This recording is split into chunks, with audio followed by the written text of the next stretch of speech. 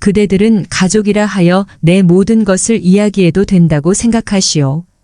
나도 예전에는 가까운 이들에게 내 사생활들을 모두 이야기하였어 하지만 그것들이 나중에는 되려 나의 약점으로 돌아오더구려. 그래서 내가 이제서야 깨달은 것은 나와 가까운 사람들일수록 이것들을 악착같이 감추어야 한다는 것이오. 나이 들면 들수록 이것을 더욱 감추고 비밀로 하는 게 좋을 것이오. 안녕하세요. 삶의 철학입니다. 우리는 인생에 있어서 인간관계에 있어서 친하면 친할수록 더 크고 깊게 느끼며 한번 내뱉으면 영원히 지울 수 없는 것이 있습니다. 뾰족하게 날카롭고 무심코 던진 돌멩이 같은 그것. 그래서 상처가 되어 아무래도 평생 흔적이 남는 그것. 그것은 바로 말실수입니다. 우리는 살아가면서 누구나 많은 말실수를 합니다. 말실수는 말이기 때문에 실수할 수 있지만 말이기 때문에 한 번 뱉은 말은 주워 담을 수도 없지요. 그래서 우리는 항상 말실수를 하고 기어코 관계가 틀어지고 나서야 후회를 합니다. 왜 그 말 한마디 소중하게 생각하지 않았을까 하고 말입니다. 여러분들은 그중 특히 해야 하지 말아야 할 말을 가리지 못해 주변을 곤란하게 하고 나아가 스스로의 인생도 망치는 사람을 보신 적은 없으신가요? 어떤 모임이든 꼭 그런 사람들이 한 명씩 있기 마련인데요. 그것은 문화센터를 다니던 한 할머니에게도 마찬가지였습니다. 그 할머니는 소일거리 삼아 동네 친구들과 주민문화센터를 다니고 계셨습니다. 그런데 그 문화센터에서 한 번씩 마주치는 아주 특이한 할머니가 있었다고 합니다. 그 친구는 정말 드라마에서나 나올 법한 돈 자랑 말고는 할 줄 아는 게 하나도 없는 할머니였습니다. 평소에도 고급 외제차를 타고 다니며 온갖 명품으로 치장하고 하다못해 속옷도 비싼 게 아니면 불편하다고 쳐다도 안 봤습니다. 물론 조금 위화감이야 느껴지지만 그래도 자기 돈으로 자기가 비싼 거 입고 좋은 거 먹는다는데 누가 뭐라고 할까요? 그런데 문제는 하나부터 열까지 다 자랑질을 하고 상대방과 비교하면서 은근히 기분 나쁘게 한다는 거였습니다. 예를 들면 이런 식이었습니다. 할머니나 할머니 친구가 입고 온 원피스 메이커를 들먹이면서 여기 옷은 디자인은 좋은 것 같은데 원단이 워낙 싸구려라 금방 질리더라고 자기는. 안 그래? 그리고 한 번씩 부모님을 모시러 오는 친구 자식들 차를 보면서 어머, 요즘도 저런 차 몰면 무시당하기 딱 좋지 않아. 그 친구는 늘 이런 식으로 상대를 무시했습니다. 평소에 자기가 이런 말을 하는지조차 인지를 못하는 것 같았습니다. 그런 정도가 얼마나 심했는지 한 번은 부자 할머니의 아들이 어머니를 모시러 왔다가 어머니가 상대방을 깎아내리며 자랑질하는 모습에 당황해서 어머니를 얼른 차에 태우고 도망치듯 떠나기도 했습니다. 부자 할머니는 마당이 넓은 고급 주택을 가지고 있었는데 거기에 더해 자신의 명의의 건물들에서 나오는 월세만 해도 한 달에 좋기 1,000만 원은 넘는다면서 아주 대화의 99%가 자기 돈 자랑이었습니다. 근데 남에게 베푸는 일에는 어찌나 인색한지 그렇게 돈 자랑을 하면서 친구들한테 커피 한 잔 사주지 않았습니다. 그래서 다들 아니 지긋지긋하게 돈 자랑할 거면 어디 밥이라도 한 끼 사던가? 뒤에서 이렇게 형을 받습니다. 그런데 그렇게 뒤에서 흉을 보든 말든 부자 할머니는 아랑곳하지 않고 새로 산 가방이며 반지를 눈앞에 들이밀며 자랑을 해댔습니다. 그러다 가끔은 상대방이 정색하거나 이상한 눈초리로 보면 자기도 좀 눈치가 보이는지 이렇게 말합니다. 왜 이거는 100만 원밖에 안 하는 거야? 그리고는 이내 나 이번에 주식에 한 500 넣었다가 300 까먹었잖아. 그래도 뭐 다음 달에 월세 1,000만 원 들어오면 금방 메꾸니까 괜찮아. 그러면 친구들은 또 시작이다 싶어서 건성으로 답하다가 슬그머니 집으로 내빼기 일쑤였습니다. 그러던 어느 날 그날은 부자 할머니의 아들이 아닌 남편이 그녀를 데리러 왔습니다. 남편은 말수가 적고 점잖아 보였습니다. 왜 이렇게 늦었어요? 부자 할머니가 데리러 온 남편에게 묻습니다. 회사 일이 바쁘기는 무슨 회사까지 거리가 뭐 얼마나 된다고? 그러니까 돌아다니지 말고 집에 가만히 있어. 그리고 그 다음부터는 부자 할머니 혼자 짜증을 내고 남편은 아내에게 아예 대꾸조차 하지 않았습니다. 남편은 점잖은 게 아니라 무뚝뚝하고 정이 없는 사람 같았습니다. 그리고 할머니는 얼마 후 우연히 부자 할머니의 속사정을 듣게 되었는데 아예 남편이 집에 들어오지 않는 날도 많다고 합니다. 돈을 버느라 남편은 늘 바빴다고 합니다. 반면 문화센터를 다니는 할머니의 친구들은 대부분 취미 겸 즐겁게 노후 생활을 즐겼습니다. 그리고 남는 시간엔 집 주변이나 빈 공터에서 구축, 파, 토마토, 배추 농사를 지어 서로 나눠주기도 했습니다. 그렇게 친구들끼리 소소하게 마음을 나누며 잘 지내고 있었는데 그 부자 할머니가 그것을 보고 난 뒤부터 문제가 생겼습니다. 그때까지만 해도 부자 할머니는 돈 자랑은 해도 남한테 대놓고 싫은 소리를 한 적은 없었는데 어느 날부터 갑자기 말도 안 되는 트집을 잡기 시작했습니다. 할머니와 친구들이 입고 있는 옷을 보고는 대뜸 어머 이 산티 좀 봐. 시장 바닥에서 샀어? 아무리 싸구려라도 이건 좀 심한 거 아니야? 그리고 니들 노후 준비는 제대로 돼 있니? 요즘 나이 들면 한 달에 들어가는 비용이 얼만지는 알아? 할머니와 친구들은 기분이 나쁘기보다 어이가 없었습니다. 이런 이야기를 대놓고 하는 부자 할머니가 안쓰럽기도 해서 말없이 씩 웃었죠. 그랬더니 부자 할머니는 더 약이 올랐는지 확인, 원래 좀 없이 사는 사람들이 의존적으로 살게 되는 거지? 없으니까 한 사람의 인격체로 온전히 설 수가 없으니 서로 주고 받아야만 하겠지? 부자 할머니는 유식한 척 돌려 말했지만 분명 할머니와 친구들 들으라고 하는 말이었습니다. 그러자 화가 난 한 친구가 말했습니다. 아니, 도대체 왜 그런 소리를 해? 우리가 너한테 돈 빌려서 안 갚고 떼먹은 거라도 있어? 그러자 부자 할머니는 이런 반응을 기다렸다는 듯. 아니, 내가 언제 돈 떼먹었대? 그리고 내가 뭐 못할 말이라도 했어? 못할 말이지. 세상에는 아무리 맞는 말도 상황에 따라 할 말이 있고 안 할 말이 있는 거야.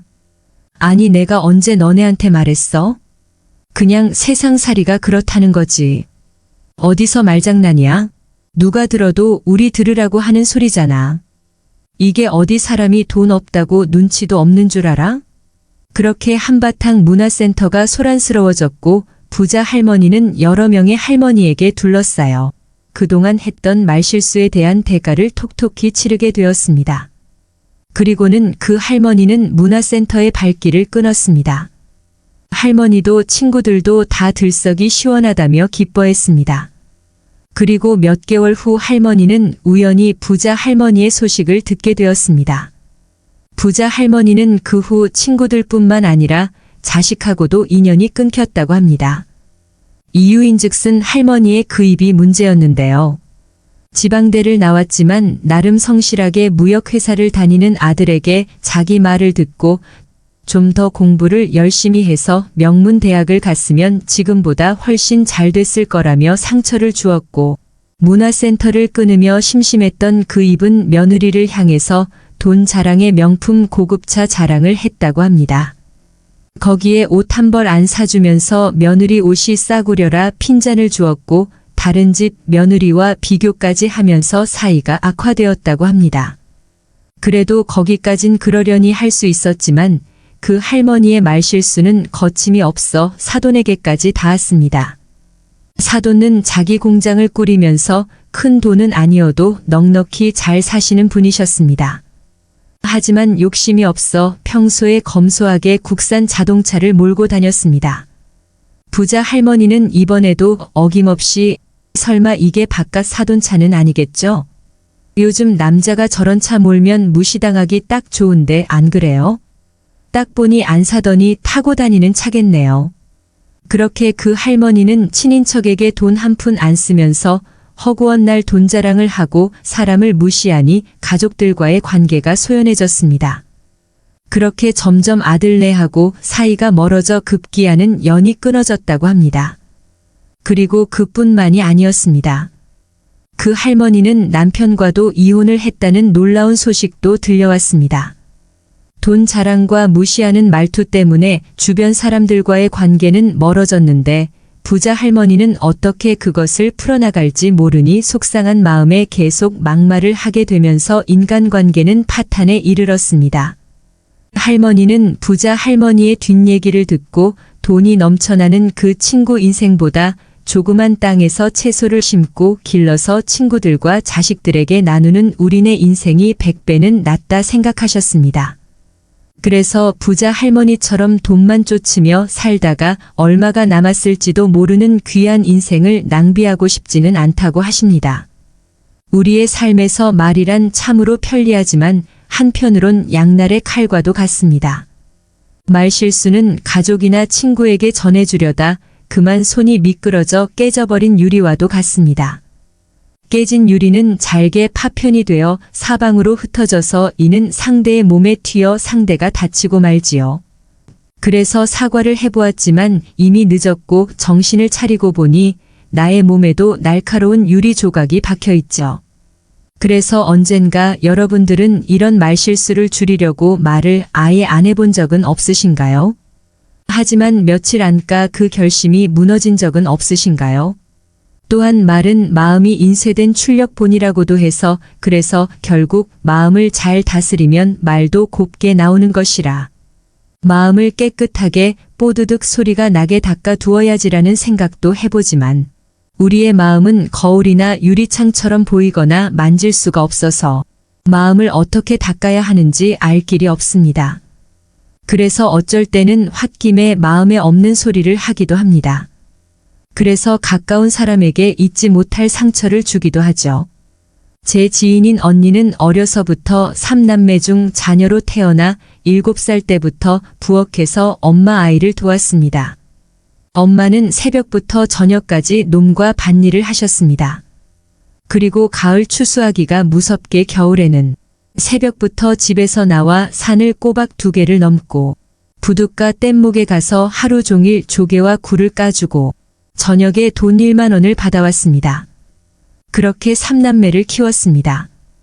그래서 그 언니는 가난이 싫었습니다. 그래서 열심히 공부하여 시내의 좋은 고등학교에 들어갔고 3년 뒤 명문대학에 합격했습니다. 그리고 언니는 어릴 때부터 설날이며 추석에 받은 용돈을 하나도 쓰지 않고 모아서 통장에는 700만 원이 있었습니다. 언니는 그 돈으로 대학 등록금을 냈습니다. 그런데 졸업식 날 언니가 엄마한테 화를 냈습니다. 태어나서 처음으로 엄마한테 소리를 질렀습니다. 내가 언제 어디에 같이 가달라고 한 번이라도 말한 적 있어? 아니, 어떻게 엄마는 졸업식에까지 못 온다는 거야? 내가 엄마 자식이긴 해 이럴 거면 나를 왜 낳았어? 이 집에 식모살이 하라고 낳은 거야. 언니는 홧김에 이렇게 말해버렸습니다. 하지만 을 낼 줄 알았던 엄마는 아무 말 없이 가만히 서 있었습니다.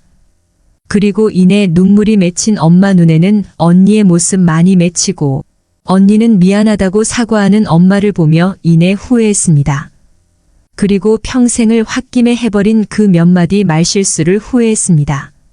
엄마는 딸에게 온갖 고생을 시킨 것도 미안했고 배우지 못한 자신이 세상 물정을 몰라서 딸의 입시에 도움이 되지 못해서 미안했고 시골 천부인 자기가 졸업식장에 나타나 딸에게 폐가 될까 두려워서 졸업식에 가지도 못해서 미안했던 것입니다.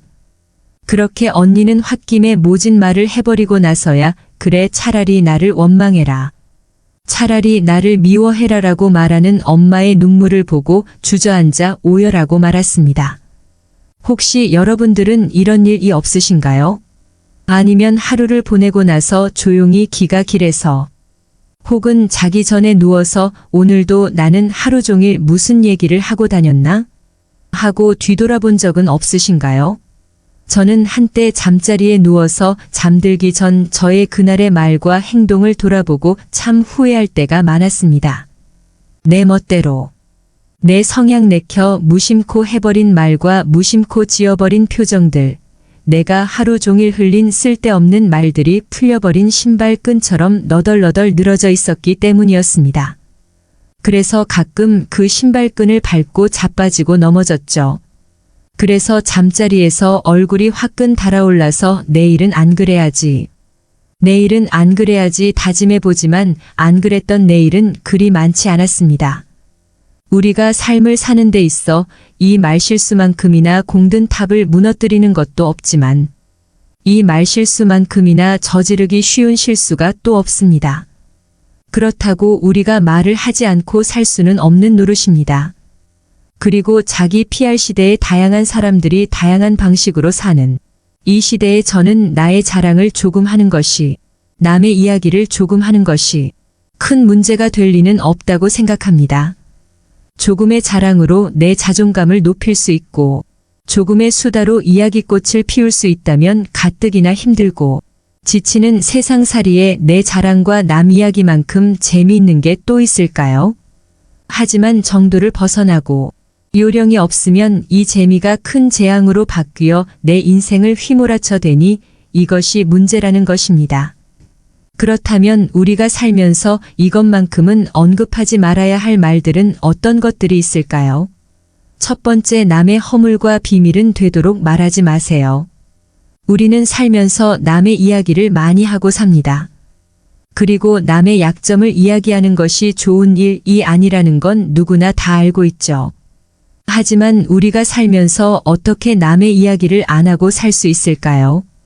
세상 돌아가는 이런저런 이야기를 어떻게 안 하고 살 수 있을까요? 하지만 그럼에도 우리가 남의 이야기를 할 때 조심해야 한다면 그것은 내 이야기를 듣는 상대가 누구인가가 문제이기 때문입니다. 여러분들 주변에 기적적으로 내가 한 이야기를 무덤까지 가지고 갈 사람이 있다면, 내가 한 이야기를 남에게 절대로 말하지 않을 사람이 있다면 괜찮겠지만 그렇지 않다면 부디 남의 단점에 대해 입에 올리지 않는 게 좋겠습니다. 물론 남의 비밀과 사생활은 무엇보다 흥미로울 수 있는 이야기이지만 내가 그것을 이야기하는 재미에 너무 빠진다면 자칫 입이 가벼운 사람으로 오해를 받을 수가 있습니다. 그리하여 내가 어려울 때 곁에 있어줄 사람이 없어질 수 있으니 남의 이야기, 특히 남의 단점을 이야기할 때는 신중을 기하시는 게 어떨는지요?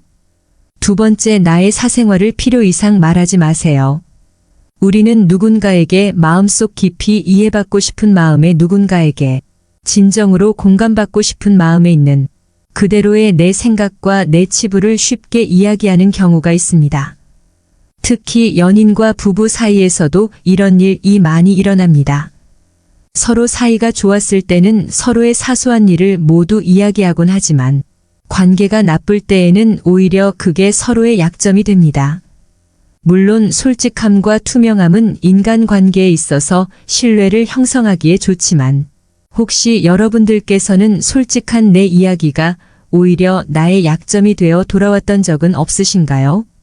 연인과 부부는 서로 많은 부분에서 충돌하며 관계를 조율합니다. 그 과정에서 좋은 감정만 있을 수는 없죠. 그렇게 감정이 격앙되어 있을 때 우리는 서로에게 상처를 주게 됩니다.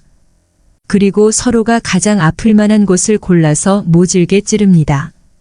약점은 말 그대로 약점이어서 같은 강도의 쓰기라도 내가 받는 상처의 크기는 이루 말할 수 없이 깊을 수 있습니다.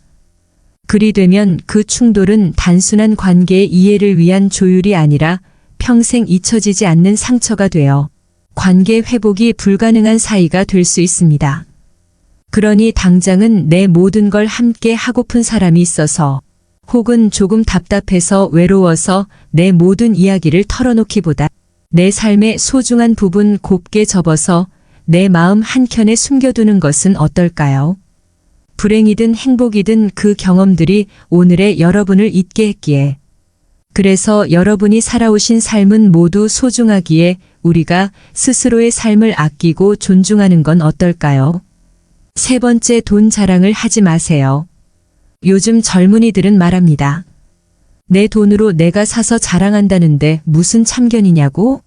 내 생활을 가식 없이 있는 그대로 보여주는 건데 그게 뭐가 잘못되었냐고 말합니다. 하지만 저는 사실은 젊은이들도 이 사실을 알고 있다고 생각합니다. 단지 합리화할 논리를 찾고 싶을 뿐이겠죠. 그리고 젊은이들은 아직 해보지 않은 것이 많아서 가져보지 못한 것들이 많다 보니 그럴 수 있다고 생각합니다. 더욱이 요즘은 물질과 마음 둘 다 궁핍한 세상이다 보니 돈으로라도 자존감과 우월감을 남의 눈치 안 보고 누리고 싶은 마음도 당연합니다. 그러나 인간은 저 사람이 나보다 더 많이 가졌다는 이유만으로도 상처받는 존재입니다. 그래서 앞에서는 다들 박수쳐도 속마음은 사실 그렇지 못합니다. 그리고 대부분의 사람들은 하루하루 힘들게 살아가고 있습니다. 대부분의 사람들은 살아남기 위해서 애쓰고 투쟁하고 있습니다. 거기에 불행히 친구의 권유로 투자를 했다가 돈을 잃은 사람도 있고 퇴직금을 아들의 사업자금으로 줬다가 몽땅 잃은 사람들도 많습니다. 그렇게 저마다의 사연으로 아쉬운 것이 바로 돈입니다. 그래서 누군가에게는 100마디 욕설보다도 더 아픈 게 나의 돈 자랑이 될지도 모를 일입니다. 또한 괜히 돈 자랑을 하면 여기저기에서 아쉬운 소리를 하는 사람이 나타날지도 모릅니다. 또한 친근감을 표하면서 다가와서 자기가 잘 아는 투자처가 있다며 투자를 권유할 수도 있습니다. 사람은 사람을 속이고자 하면 능히 속일 수가 있습니다. 사기꾼들은 사기를 칠 때 100% 거짓말을 하지 않습니다. 80% 정도의 진실에 거짓을 20%가량 섞습니다. 심지어 그 계획을 10년 넘게 준비하는 사기꾼들도 있습니다. 그래서 멀쩡한 사람이 사기를 당하고 돈을 잃는 것입니다. 내가 바보라서 배움이 짧아서 사기를 당하는 게 아니라 내가 돈이 있는 걸 사기꾼들이 알아서 사기를 당하는 경우가 많습니다. 우리는 그래서 나이가 들수록 의심이 많아지고 인간관계가 간소해집니다. 그만큼 경험과 지혜가 쌓이니 당연한 것입니다. 과연 돈 앞에 초연할 수 있는 사람은 세상에 몇 명이나 될까요? 그러하니 남은 인생이 무탈하고자 하신다면 돈 자랑은 부디 깊숙이 넣어두시고 소탈하고 편안한 복장으로 자유롭게 가고 싶으신 곳 다니시며 남은 인생을 즐기시길 권해봅니다.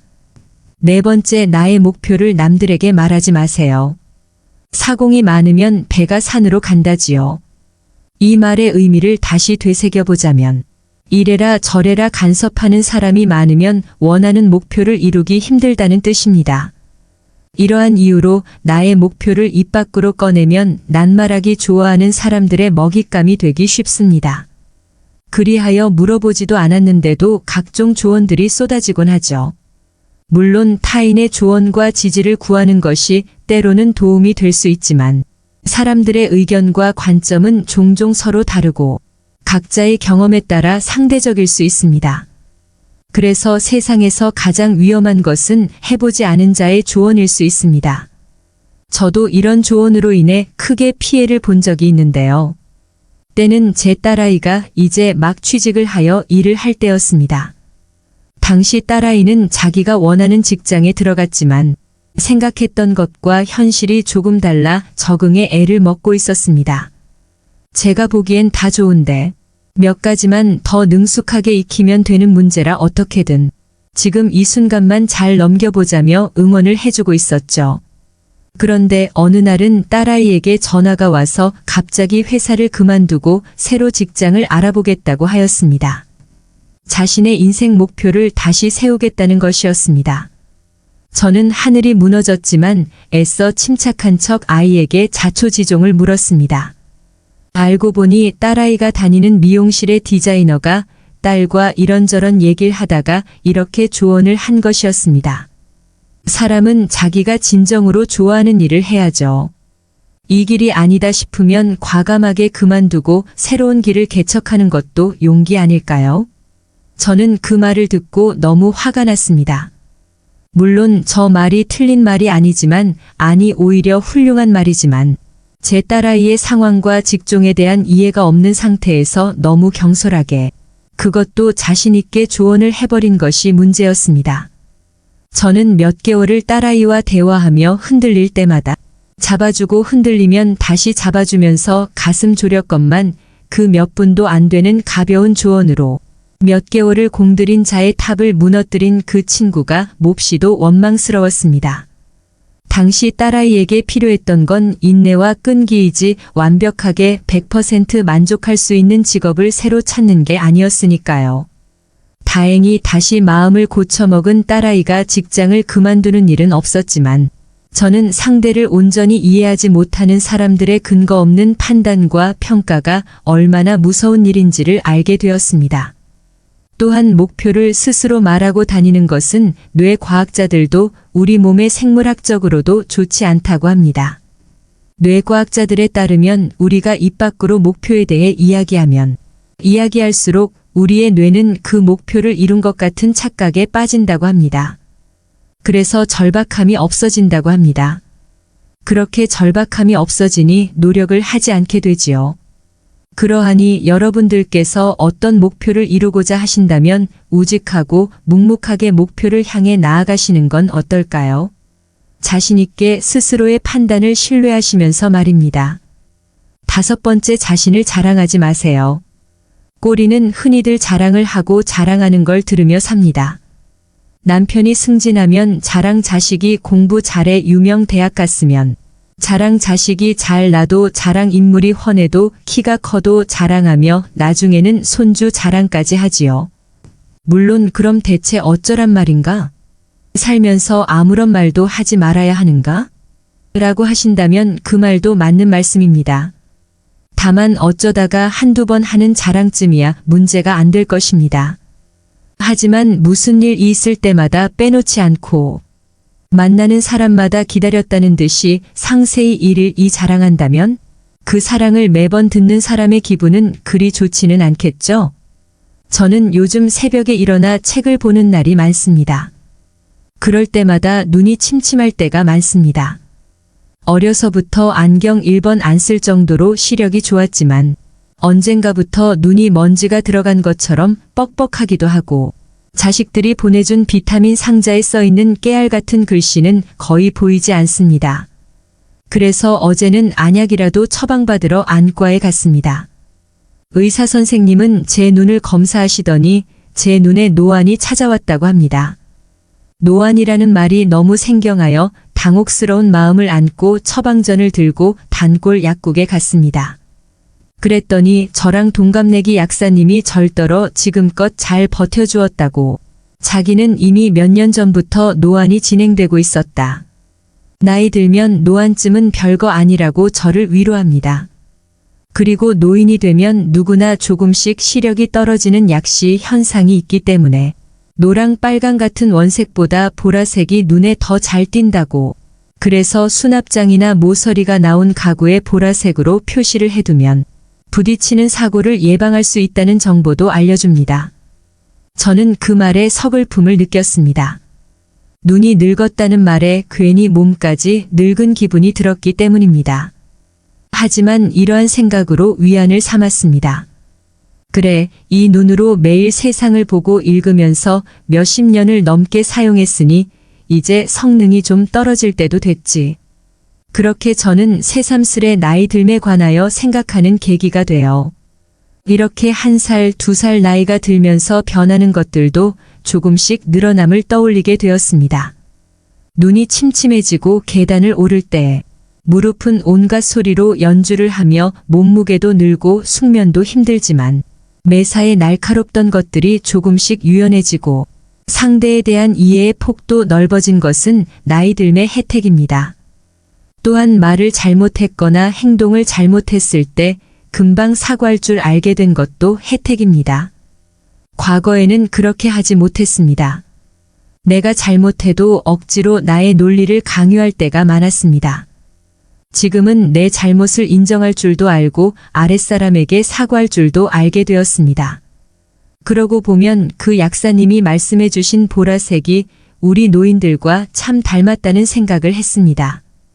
보라색에는 뜨거운 빨강도 있고 차가운 파랑도 있습니다. 그렇게 뜨거운 열정과 차가운 이성이 중재되어 정서적으로 안정을 찾아가는 나이. 그래서 나이가 들면 보라색이 눈에 잘 띄게 되는 건 아닐까?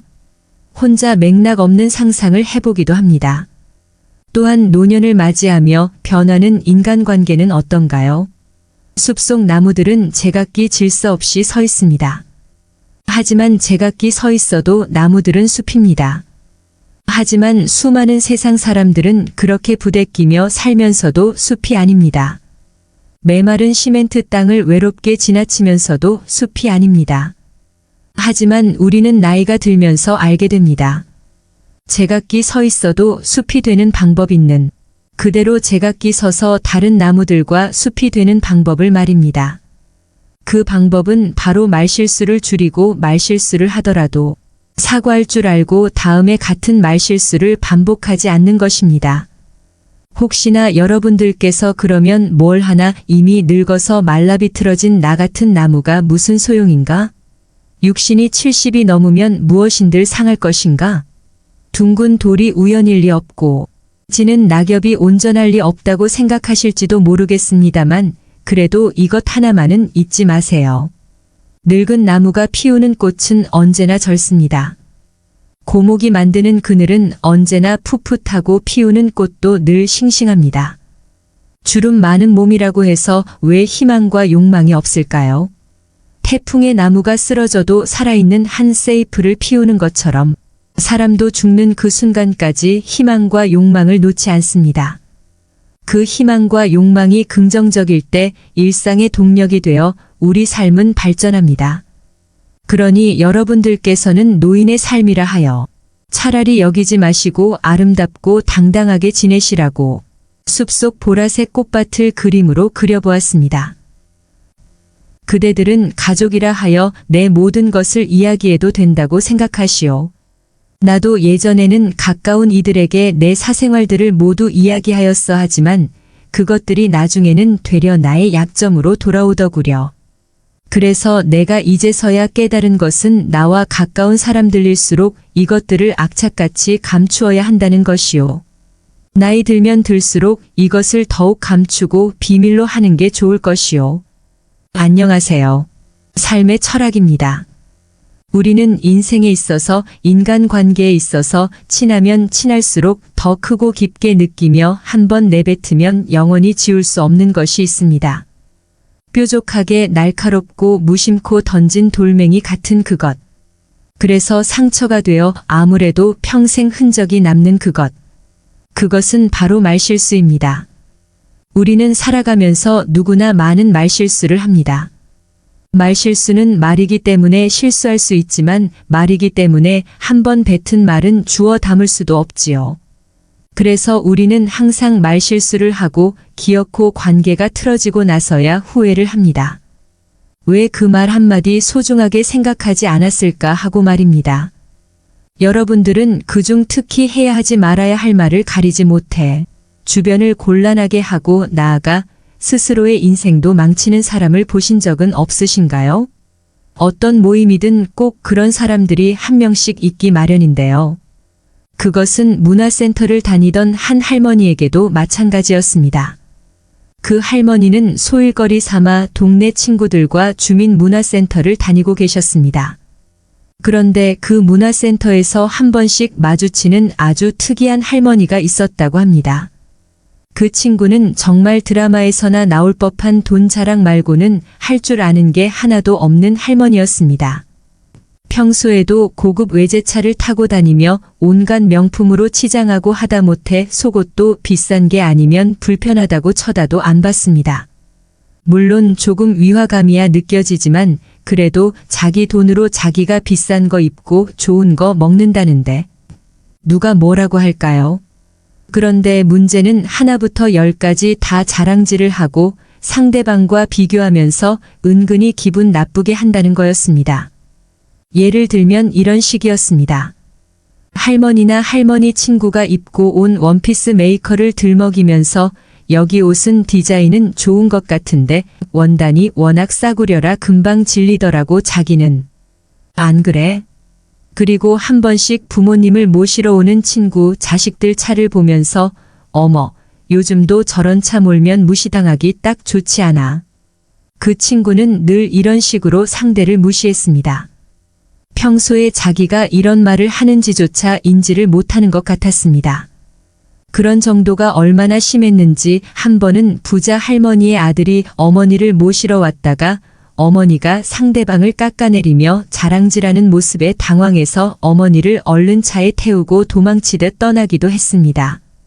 부자 할머니는 마당이 넓은 고급 주택을 가지고 있었는데 거기에 더해 자신의 명의의 건물들에서 나오는 월세만 해도 한 달에 좋기 1,000만 원은 넘는다면서 아주 대화의 99%가 자기 돈 자랑이었습니다.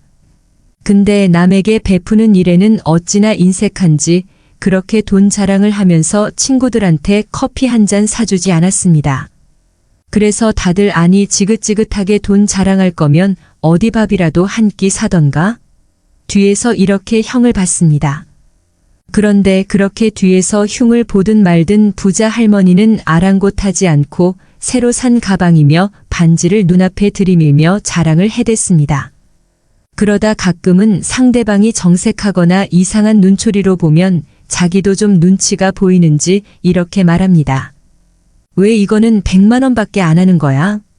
그리고는 이내 나 이번에 주식에 한 500 넣었다가 300 까먹었잖아.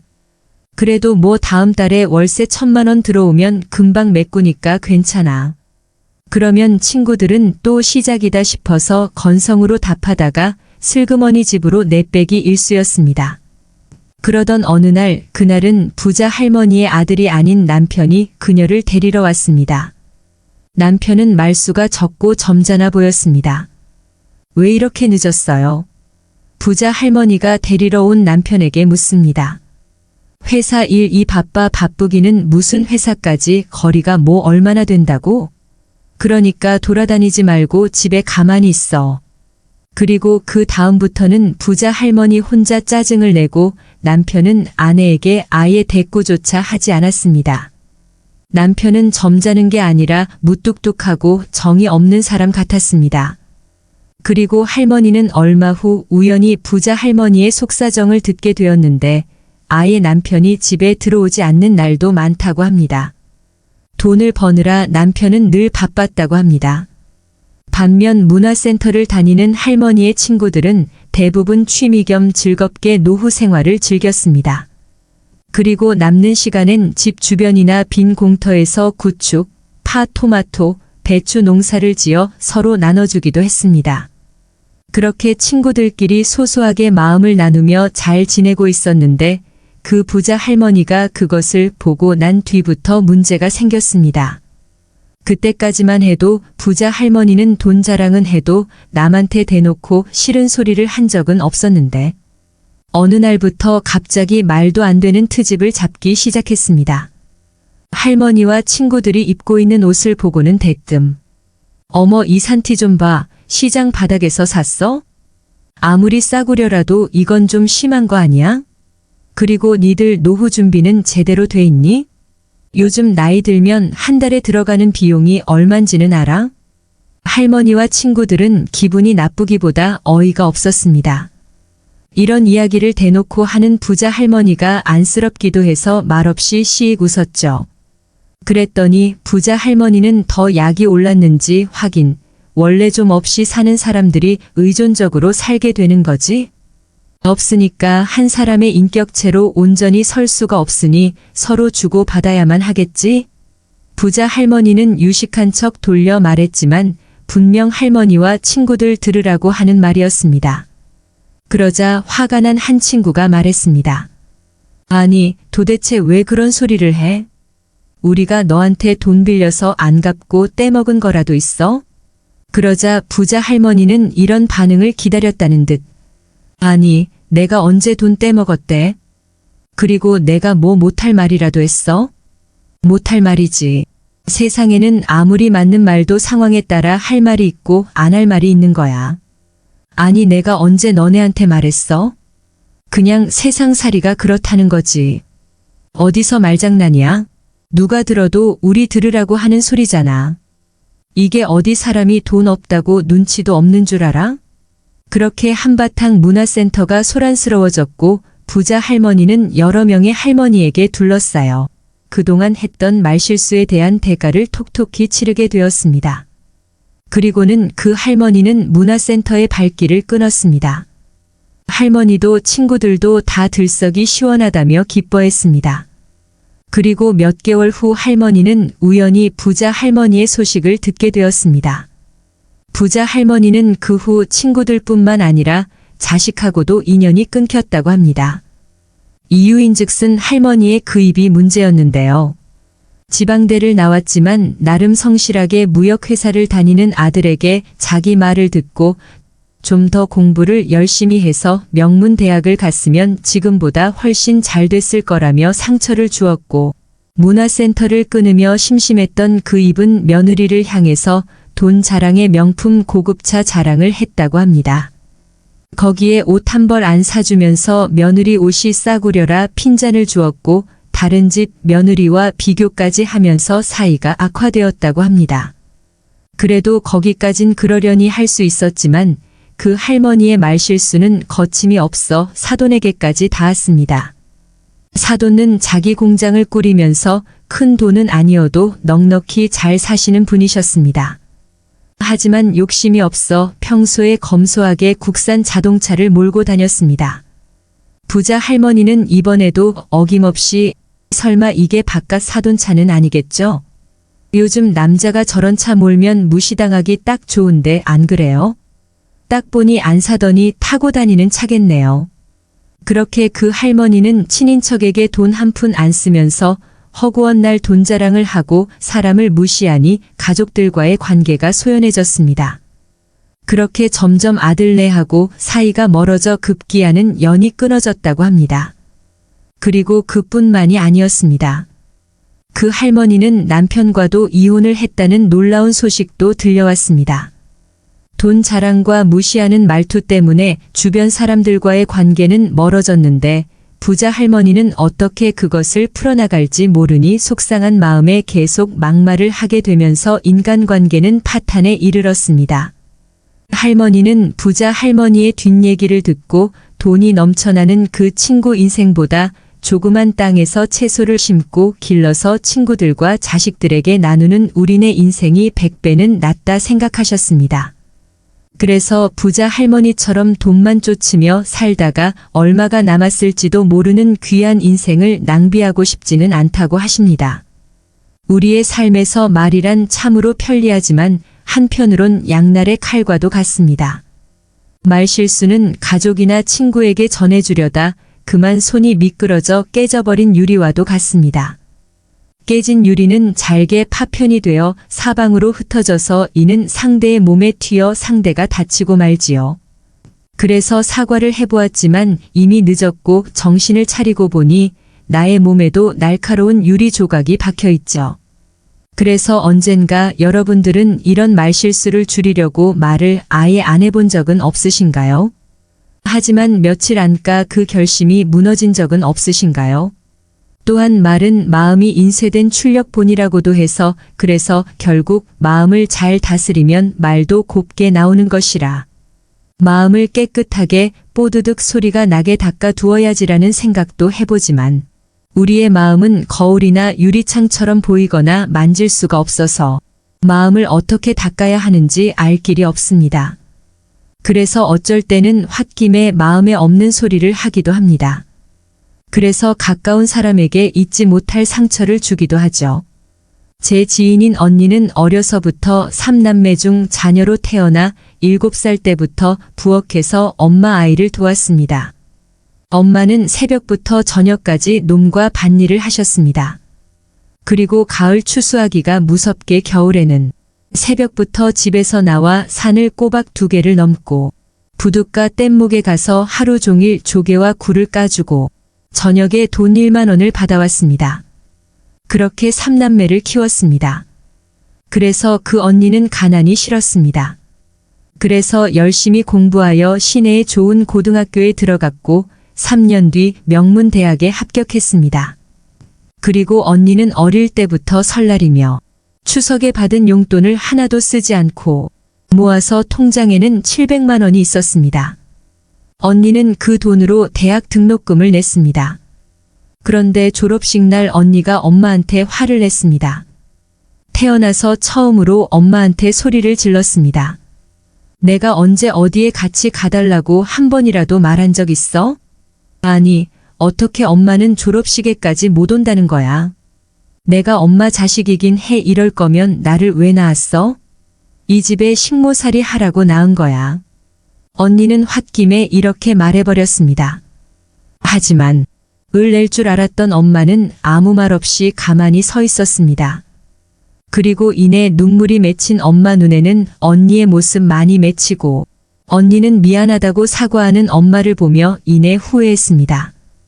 그리고 평생을 홧김에 해버린 그 몇 마디 말실수를 후회했습니다.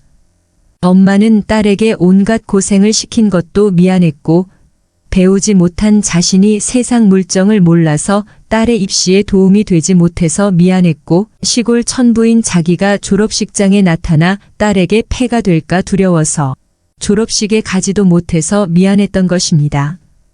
그렇게 언니는 홧김에 모진 말을 해버리고 나서야 그래 차라리 나를 원망해라. 차라리 나를 미워해라라고 말하는 엄마의 눈물을 보고 주저앉아 오열하고 말았습니다. 혹시 여러분들은 이런 일이 없으신가요? 아니면 하루를 보내고 나서 조용히 기가 길해서 혹은 자기 전에 누워서 오늘도 나는 하루 종일 무슨 얘기를 하고 다녔나? 하고 뒤돌아본 적은 없으신가요? 저는 한때 잠자리에 누워서 잠들기 전 저의 그날의 말과 행동을 돌아보고 참 후회할 때가 많았습니다. 내 멋대로. 내 성향 내켜 무심코 해버린 말과 무심코 지어버린 표정들. 내가 하루 종일 흘린 쓸데없는 말들이 풀려버린 신발끈처럼 너덜너덜 늘어져 있었기 때문이었습니다. 그래서 가끔 그 신발끈을 밟고 자빠지고 넘어졌죠. 그래서 잠자리에서 얼굴이 화끈 달아올라서 내일은 안 그래야지. 내일은 안 그래야지 다짐해보지만 안 그랬던 내일은 그리 많지 않았습니다. 우리가 삶을 사는 데 있어 이 말실수만큼이나 공든 탑을 무너뜨리는 것도 없지만 이 말실수만큼이나 저지르기 쉬운 실수가 또 없습니다. 그렇다고 우리가 말을 하지 않고 살 수는 없는 노릇입니다. 그리고 자기 PR 시대에 다양한 사람들이 다양한 방식으로 사는 이 시대에 저는 나의 자랑을 조금 하는 것이 남의 이야기를 조금 하는 것이 큰 문제가 될 리는 없다고 생각합니다. 조금의 자랑으로 내 자존감을 높일 수 있고 조금의 수다로 이야기꽃을 피울 수 있다면 가뜩이나 힘들고 지치는 세상살이에 내 자랑과 남 이야기만큼 재미있는 게 또 있을까요? 하지만 정도를 벗어나고 요령이 없으면 이 재미가 큰 재앙으로 바뀌어 내 인생을 휘몰아쳐 대니 이것이 문제라는 것입니다. 그렇다면 우리가 살면서 이것만큼은 언급하지 말아야 할 말들은 어떤 것들이 있을까요? 첫 번째, 남의 허물과 비밀은 되도록 말하지 마세요. 우리는 살면서 남의 이야기를 많이 하고 삽니다. 그리고 남의 약점을 이야기하는 것이 좋은 일이 아니라는 건 누구나 다 알고 있죠. 하지만 우리가 살면서 어떻게 남의 이야기를 안 하고 살 수 있을까요? 세상 돌아가는 이런저런 이야기를 어떻게 안 하고 살 수 있을까요? 하지만 그럼에도 우리가 남의 이야기를 할 때 조심해야 한다면 그것은 내 이야기를 듣는 상대가 누구인가가 문제이기 때문입니다. 여러분들 주변에 기적적으로 내가 한 이야기를 무덤까지 가지고 갈 사람이 있다면 내가 한 이야기를 남에게 절대로 말하지 않을 사람이 있다면 괜찮겠지만 그렇지 않다면 부디 남의 단점에 대해 입에 올리지 않는 게 좋겠습니다. 물론 남의 비밀과 사생활은 무엇보다 흥미로울 수 있는 이야기이지만 내가 그것을 이야기하는 재미에 너무 빠진다면 자칫 입이 가벼운 사람으로 오해를 받을 수가 있습니다. 그리하여 내가 어려울 때 곁에 있어줄 사람이 없어질 수 있으니 남의 이야기, 특히 남의 단점을 이야기할 때는 신중을 기하시는 게 어떨는지요? 두 번째, 나의 사생활을 필요 이상 말하지 마세요. 우리는 누군가에게 마음속 깊이 이해받고 싶은 마음에 누군가에게 진정으로 공감받고 싶은 마음에 있는 그대로의 내 생각과 내 치부를 쉽게 이야기하는 경우가 있습니다. 특히 연인과 부부 사이에서도 이런 일이 많이 일어납니다. 서로 사이가 좋았을 때는 서로의 사소한 일을 모두 이야기하곤 하지만 관계가 나쁠 때에는 오히려 그게 서로의 약점이 됩니다. 물론 솔직함과 투명함은 인간관계에 있어서 신뢰를 형성하기에 좋지만 혹시 여러분들께서는 솔직한 내 이야기가 오히려 나의 약점이 되어 돌아왔던 적은 없으신가요? 연인과 부부는 서로 많은 부분에서 충돌하며 관계를 조율합니다. 그 과정에서 좋은 감정만 있을 수는 없죠. 그렇게 감정이 격앙되어 있을 때 우리는 서로에게 상처를 주게 됩니다. 그리고 서로가 가장 아플 만한 곳을 골라서 모질게 찌릅니다. 약점은 말 그대로 약점이어서 같은 강도의 쓰기라도 내가 받는 상처의 크기는 이루 말할 수 없이 깊을 수 있습니다. 그리 되면 그 충돌은 단순한 관계의 이해를 위한 조율이 아니라 평생 잊혀지지 않는 상처가 되어 관계 회복이 불가능한 사이가 될 수 있습니다.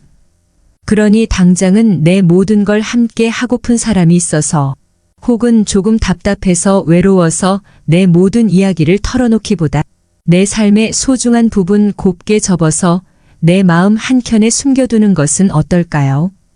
불행이든 행복이든 그 경험들이 오늘의 여러분을 있게 했기에 그래서 여러분이 살아오신 삶은 모두 소중하기에 우리가 스스로의 삶을 아끼고 존중하는 건 어떨까요? 세 번째, 돈 자랑을 하지 마세요. 요즘 젊은이들은 말합니다. 내 돈으로 내가 사서 자랑한다는데 무슨 참견이냐고? 내 생활을 가식 없이 있는 그대로 보여주는 건데 그게 뭐가 잘못되었냐고 말합니다. 하지만 저는 사실은 젊은이들도 이 사실을 알고 있다고 생각합니다. 단지 합리화할 논리를 찾고 싶을 뿐이겠죠. 그리고 젊은이들은 아직 해보지 않은 것이 많아서 가져보지 못한 것들이 많다 보니 그럴 수 있다고 생각합니다. 더욱이 요즘은 물질과 마음 둘 다 궁핍한 세상이다 보니 돈으로라도 자존감과 우월감을 남의 눈치 안 보고 누리고 싶은 마음도 당연합니다. 그러나 인간은 저 사람이 나보다 더 많이 가졌다는 이유만으로도 상처받는 존재입니다. 그래서 앞에서는 다들 박수쳐도 속마음은 사실 그렇지 못합니다. 그리고 대부분의 사람들은 하루하루 힘들게 살아가고 있습니다. 대부분의 사람들은 살아남기 위해서 애쓰고 투쟁하고 있습니다. 거기에 불행히 친구의 권유로 투자를 했다가 돈을 잃은 사람도 있고 퇴직금을 아들의 사업자금으로 줬다가 몽땅 잃은 사람들도 많습니다. 그렇게 저마다의 사연으로 아쉬운 것이 바로 돈입니다. 그래서 누군가에게는 100마디 욕설보다도 더 아픈 게 나의 돈 자랑이 될지도 모를 일입니다. 또한 괜히 돈 자랑을 하면 여기저기에서 아쉬운 소리를 하는 사람이 나타날지도 모릅니다.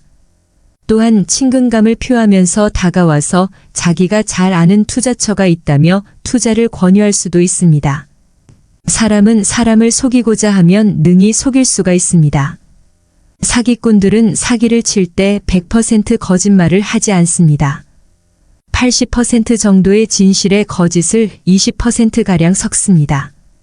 심지어 그 계획을 10년 넘게 준비하는 사기꾼들도 있습니다. 그래서 멀쩡한 사람이 사기를 당하고 돈을 잃는 것입니다.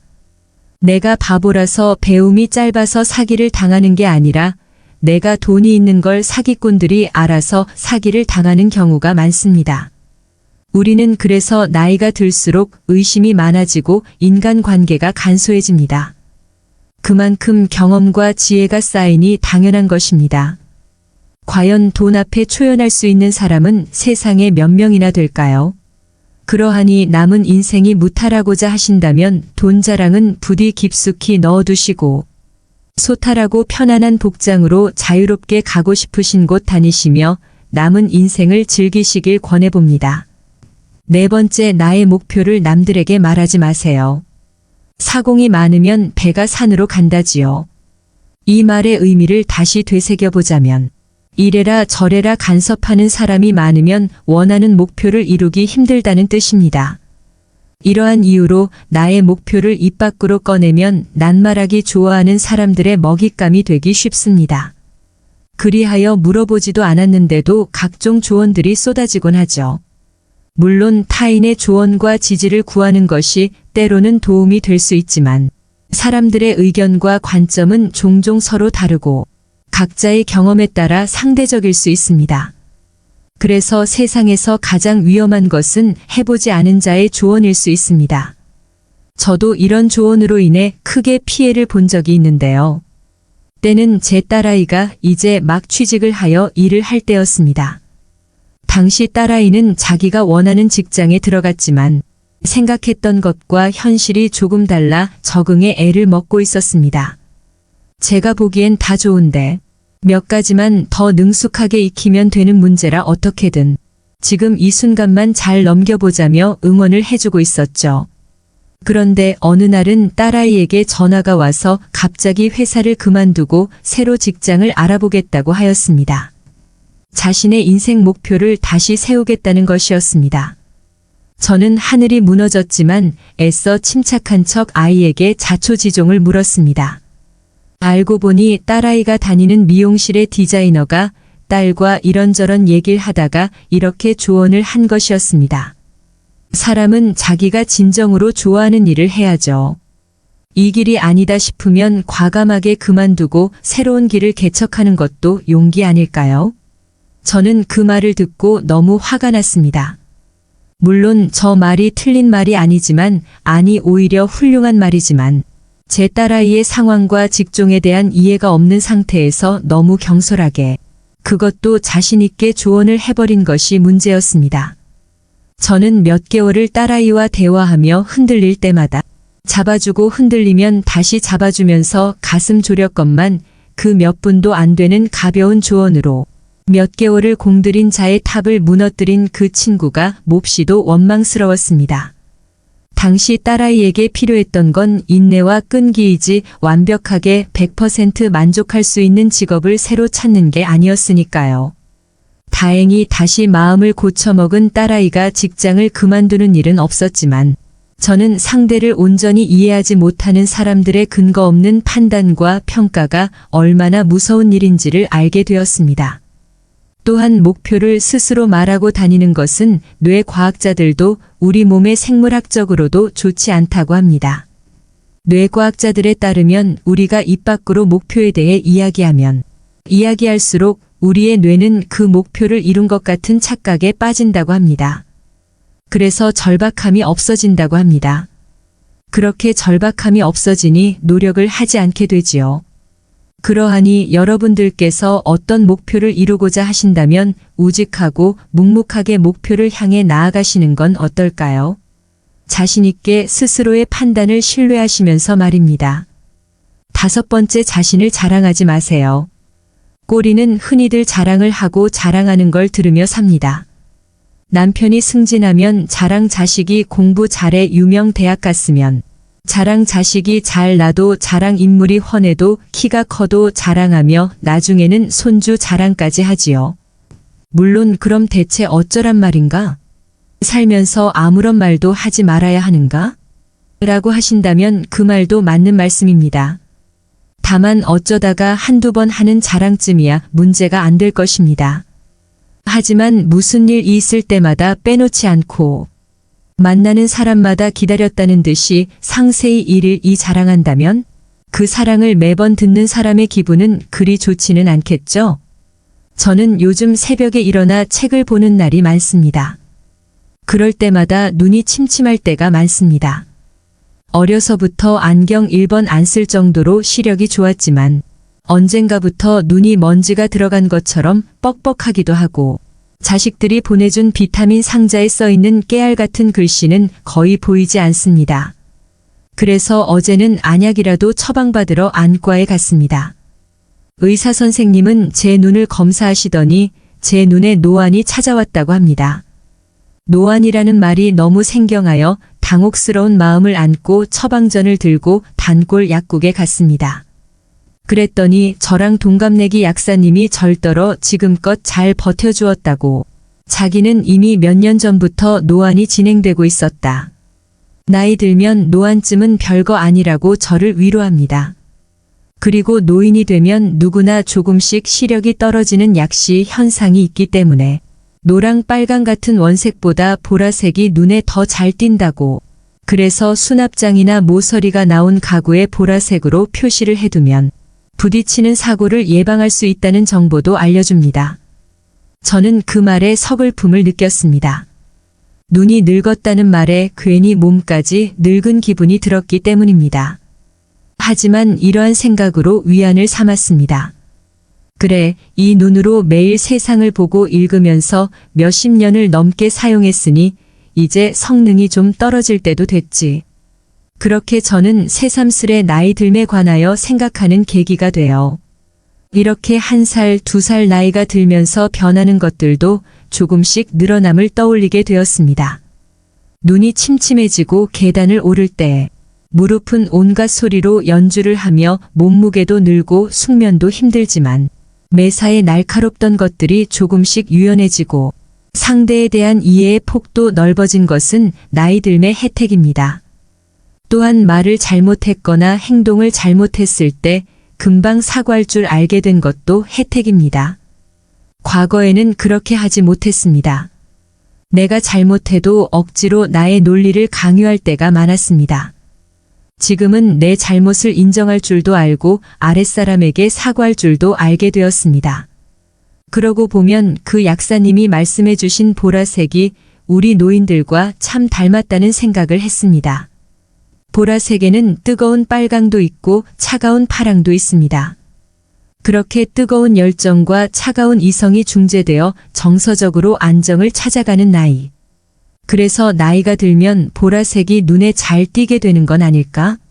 혼자 맥락 없는 상상을 해보기도 합니다. 또한 노년을 맞이하며 변하는 인간관계는 어떤가요? 숲속 나무들은 제각기 질서 없이 서 있습니다. 하지만 제각기 서 있어도 나무들은 숲입니다. 하지만 수많은 세상 사람들은 그렇게 부대끼며 살면서도 숲이 아닙니다. 메마른 시멘트 땅을 외롭게 지나치면서도 숲이 아닙니다. 하지만 우리는 나이가 들면서 알게 됩니다. 제각기 서 있어도 숲이 되는 방법 있는, 그대로 제각기 서서 다른 나무들과 숲이 되는 방법을 말입니다. 그 방법은 바로 말실수를 줄이고 말실수를 하더라도 사과할 줄 알고 다음에 같은 말실수를 반복하지 않는 것입니다. 혹시나 여러분들께서 그러면 뭘 하나 이미 늙어서 말라비틀어진 나 같은 나무가 무슨 소용인가? 육신이 70이 넘으면 무엇인들 상할 것인가? 둥근 돌이 우연일 리 없고 지는 낙엽이 온전할 리 없다고 생각하실지도 모르겠습니다만 그래도 이것 하나만은 잊지 마세요. 늙은 나무가 피우는 꽃은 언제나 젊습니다. 고목이 만드는 그늘은 언제나 풋풋하고 피우는 꽃도 늘 싱싱합니다. 주름 많은 몸이라고 해서 왜 희망과 욕망이 없을까요? 태풍의 나무가 쓰러져도 살아있는 한 세이프를 피우는 것처럼 사람도 죽는 그 순간까지 희망과 욕망을 놓지 않습니다. 그 희망과 욕망이 긍정적일 때 일상의 동력이 되어 우리 삶은 발전합니다. 그러니 여러분들께서는 노인의 삶이라 하여 차라리 여기지 마시고 아름답고 당당하게 지내시라고 숲속 보라색 꽃밭을 그림으로 그려보았습니다. 그럼 여기까지 삶의 철학이었습니다.